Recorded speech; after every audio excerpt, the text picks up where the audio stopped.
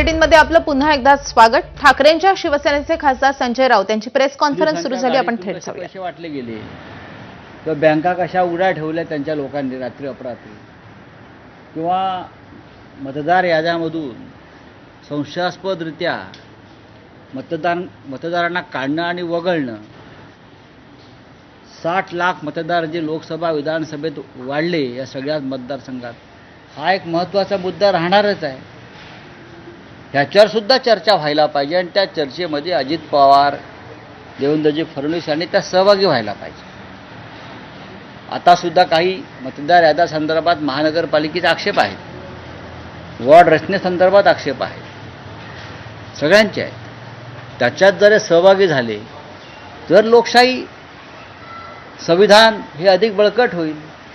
पण अजित पवार हे डॉक्टर बाबासाहेब आंबेडकरांचे फक्त नाव घेतात, त्यांच्या संविधानाच्या रक्षणासाठी जे आम्ही प्रयत्न करत आहोत त्यात ते सहभागी होत नाहीत। आगामी निवडणुकीत घोटाळा होईल म्हणून तुम्ही भेटताय कुठल्या स्थानिक स्वराज्य संस्थांचे? बघा, घोटाळा होईल की नाही हा पुढला प्रश्न।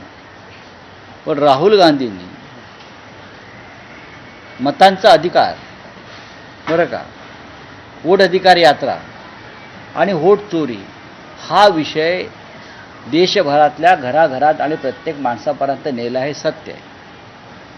त्याच्यामुळे भारतीय जनता पक्ष किंवा त्यांचे सहकारी सत्तेतले पक्ष हे वेगळ्या मार्गाने काय घोटाळे करू शकतील का, या संदर्भात आमचाही अभ्यास सुरू आहे। कारण हे घोटाळ्याशिवाय जिंकू शकत नाहीत, हे सरळ मार्गाने जिंकू शकत नाहीत, हे लोकशाही मार्गाने पारदर्शक निवडणुका घेतल्या निष्पक्ष पद्धतीनं तरी जिंकणार नाही। आणि निवडणुका निष्पक्ष आणि पारदर्शी व्हाव्यात ही लोकशाहीतली एक महत्त्वाचं भूमिका असते सगळ्यांची, आणि आम्ही त्यासाठीच भेटतो आहोत। निवडणुका निष्पक्ष व्हाव्यात ही आमची भूमिका असेल तर त्याच्यामध्ये भारतीय जनता।